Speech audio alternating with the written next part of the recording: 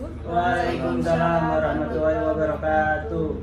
Perkenalkan, kami dari kelompok 4 akan menganalisis platform sistem manajemen digital tentang Gojek yang kami fokuskan pada salah satu layanannya yaitu GoFood. Sebelum itu, perkenalkan saya sendiri Ika Febri Lasari dan ada 4 rekan saya, yaitu yang pertama ada Bagas, yang kedua ada Mas Miftahul, yang ketiga ada Mbak Eka, yang keempat ada Lia. Sebelum itu saya akan menjelaskan alasan kelompok kami memilih Gojek, terutama pada salah satu layanannya seperti GoFood. Karena seperti yang sudah semua tahu, Gojek atau GoFood ini bisa dibilang platform digital pertama di Indonesia yang menyediakan jasa ojek online yang didirikan pada tahun 2010 di Jakarta.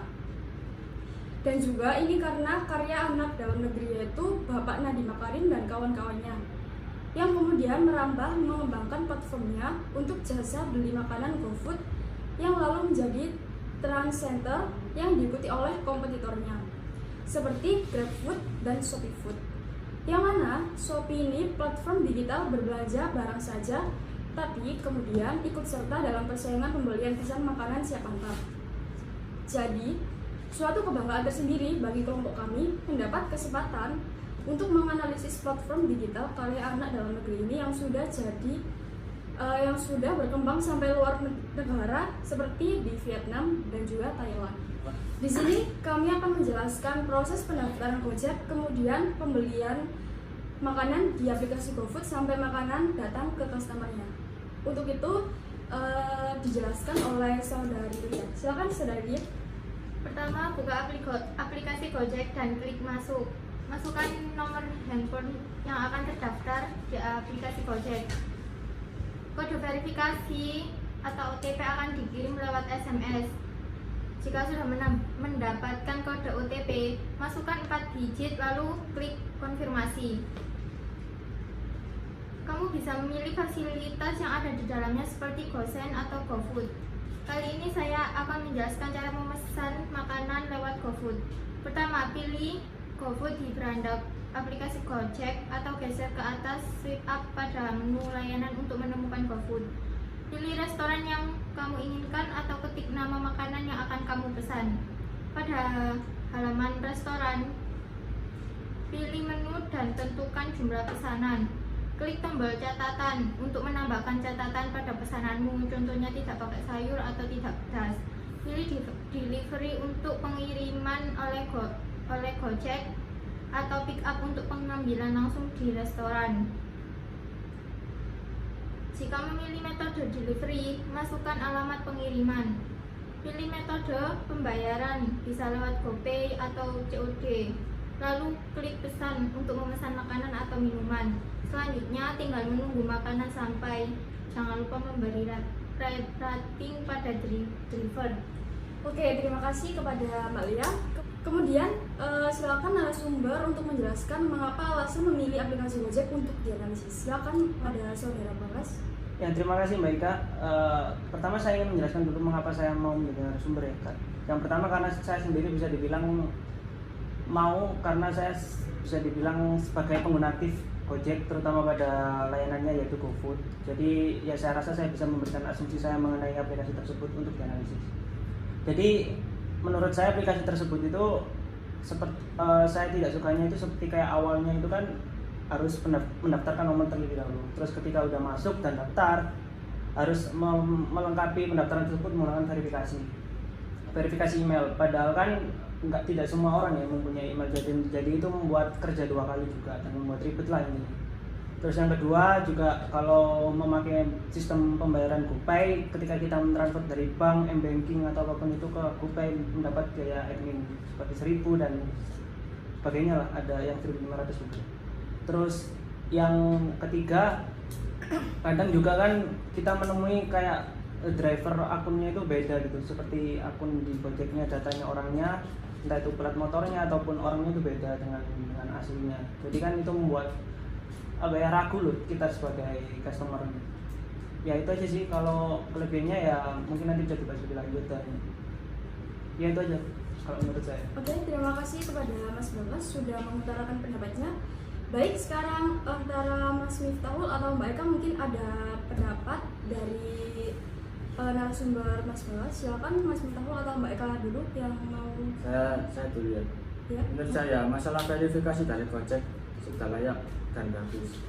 Bila mana menurut Mas Bagas sangat ribet jika terlalu banyak menyangkutkan data diri. Itu kan lebih bagus. Jika di suatu hari nomor yang dipakai hilang, masih ada opsi lain untuk dapat login. Yang kedua, saya sangat setuju dengan pendapat Mas Bagas terkait profil driver ini. Karena ini sangat merugikan konsumen jika nanti terjadi kesalahan. Tentunya sang driver yang asli akan disalahkan.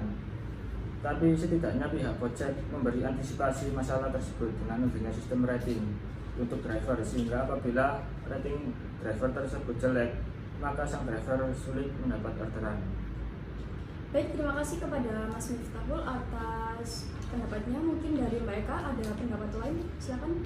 Saya mau menyangka mengenai opini dari Mas Bagas tentang yang top up saldo GoPay itu tadi. Menurut saya tidak masalah sih jika kalau misalnya harus top up yang dikenakan biaya admin 1.000 tadi, karena kan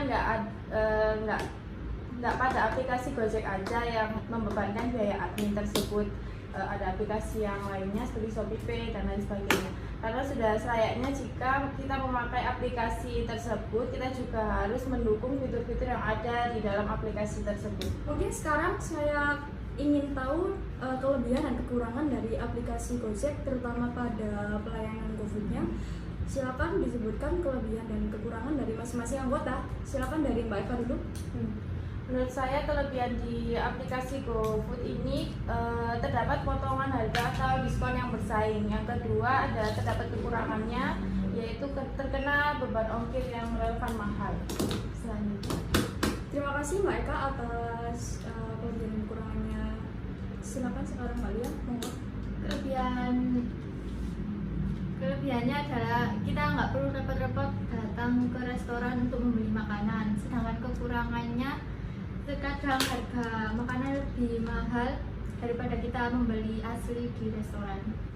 Baik, terima kasih Mbak Lia atas kelebihan dan kekurangannya. Silakan sekarang dari Mas Bawas, monggo. Ya, kalau kelebihannya sih seperti kalau GoFood itu kan biasanya kan ada rate dari restorannya gitu ya, ada bintang berapa setiap restorannya, terus ada juga komennya dari dari customer gitu kan kalau mengenai restoran tersebut itu bagaimana. Jadi kan customer yang lain bisa menilai gitu sebelum pesan.